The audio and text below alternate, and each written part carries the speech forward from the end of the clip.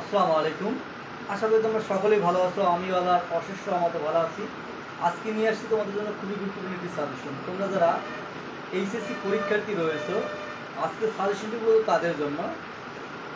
আজকে যে বিষয়ে আমরা আলোচনা করব, এই বিষয়টা হচ্ছে তোমরা যারা কমার্স ব্যাকগ্রাউন্ডে রয়েছো তাদের জন্য। এবং তোমরা জানো যে আমার বিগত বছরগুলো যে আমি সাজেশনগুলো দিয়েছি সেখানে কিন্তু 100% কমন করছে।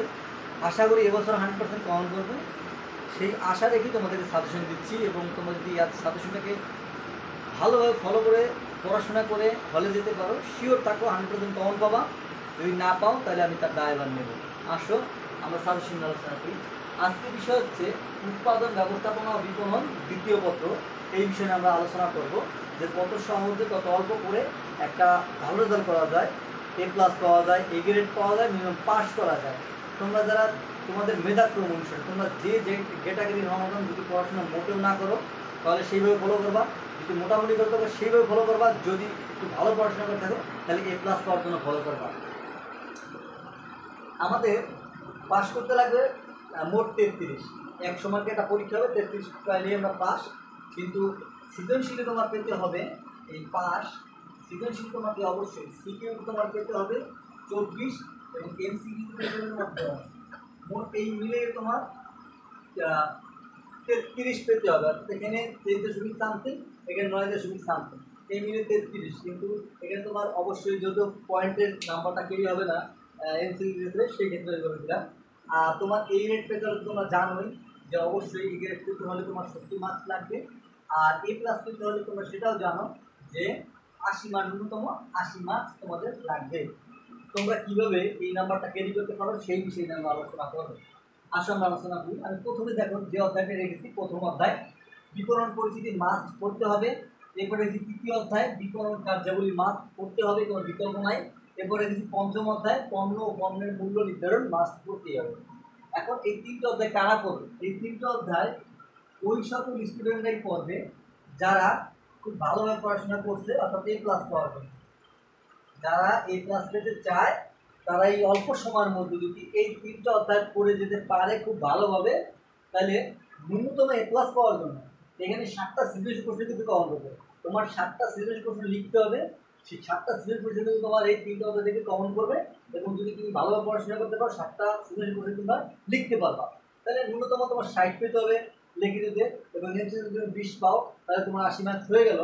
সুতরাং বলবো তোমার এমসিকিউ যে 30টা তোমার পেতে হলে সম্পূর্ণ অধ্যায়গুলো তোমার সিলেবাসে যে অধ্যায়গুলো দেওয়া আছে সবগুলোই পড়তে হবে।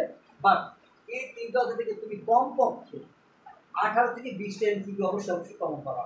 সেজন্য তোমরা তিনটা অধ্যায় খুব ভালোভাবে পড়াশোনা করে যাবা। তাহলে তোমার সিকিউ অর্থাৎ সৃজনশীলের জন্য যে মার্কস লাগবে 60 মার্ক ন্যূনতম, সেটা কমন পাবা। এবং এমসিকিউর জন্য তোমরা যে 20টা এমসিকিউ লাগবে সেটা কিন্তু কমন পাবা। এখন তোমরা কোথা থেকে পড়বা? তোমরা যদি টেস্ট পেপার কিনে থাকো সেই টেস্ট পেপারে যে বিগত বছরের প্রশ্নগুলো দেওয়া আছে এমসিকিউ, এই বিগত বছরের প্রশ্নগুলো পড়লেই হবে। এমসিকিউ যদি ভালোভাবে পড়তে পারো শিওর থাকো কমন পাবা। এবং তোমরা যে সিকিউর জন্য ক এবং খ 100% তোমাদের বিগত বছরের কোশ্চেনগুলো আসছে সেগুলো যদি পড়ে দিতে পারো তাহলে অবশ্যই কম পাবা। আর তোমরা গ এবং ঘর জন্য যে প্রশ্নগুলো আছে সেগুলো তোমরা 23 সালের যে কোশ্চেনগুলো আছে সেই কোশ্চেনগুলো জাস্ট প্যাটার্ন দেখে যাবা কীভাবে কোশ্চেনগুলো করে। তাহলে তোমরা খুব ভালোভাবে পড়াশোনা করে যাইতে এইরকমভাবে যাইতে পারলে, ঘরে যেতে পারলে তোমরা ভালো একটা রেজাল্ট করতে পারবা। এখন আসলে তোমরা যারা মিনিমাম A গ্রেড পেতে চাও অথবা পাস করতে চাও, তোমার পাস করতে হলে অবশ্যই তোমার এই 24 মার্কস কিন্তু লাগবেই। এর কম হলে তুমি পাস করবা না।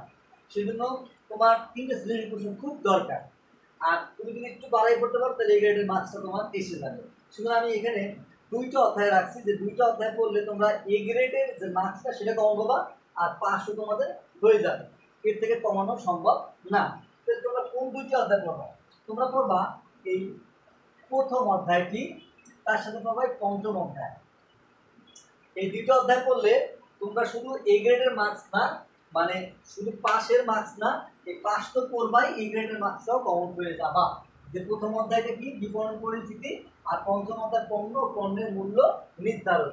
এই 2টা অধ্যায় যদি তোমরা খুব ভালোভাবে পড়াশোনা করে হলে যেতে পারো, যদি তোমার কোনো প্রকারের সময় না থাকে, পড়াশোনা করো না ঠিকভাবে, তাহলে তোমার কষ্ট করে 2টা অধ্যায় পড়ে যাও। সব পড়ার দরকার নেই বাবা। সব করে হবে কি, তোমার 100তে 100 লাগবে, কিন্তু সেভাবে পড়াশোনা করো নাই। সো তোমার 70 মার্কস হইলে এলো। তোমার পাস করার জন্য 33 হইলে হইলো।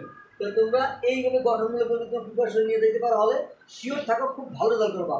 যারা খুব ভালোভাবে পড়াশোনা করে যাবে তারা কিন্তু এই গঠনমূলক পড়াশোনা না করার কারণে ফুললি লিখে আসতে পারবে না এবং ভালো একটা রেজাল্টও করতে পারবে না।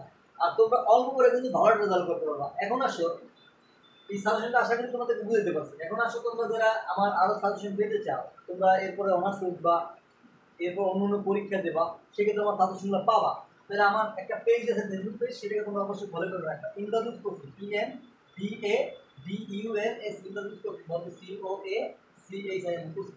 এই পেজটিতে গিয়ে পেজটিকে অবশ্যই একটা ফলো দিয়ে রাখবা, একটা লাইক দিয়ে রাখবা, একটা কমেন্ট করবা, তার সাথে শেয়ার করে দেবা, বেশি বেশি শেয়ার করবা। তাহলে তুমি শিখে তোমার পাশের বন্ধুটাকে শেখার জন্য তার কাছে ভিডিওটা পৌঁছাই দাও, যাতে সেও পড়াশোনা করে যেতে পারে হলে এবং তোমাদেরই উপকারে আসে। সুতরাং বলবো, আমি যেভাবে বললাম সেভাবে প্রিপারেশন নাও, শিওর থাকো, 100% শিওর থাকো, খুব ভালো থাকবে। এবং তোমাদের অন্যান্য সাজেশনগুলো আমার পেজ এবং চ্যানেলে দেওয়া আছে, সো তোমরা সেগুলো দেখে আসবে। আশা করি সাজেশন শুরু দিতে পারছি। খোদা হাফেজ, ভালো থাকবে।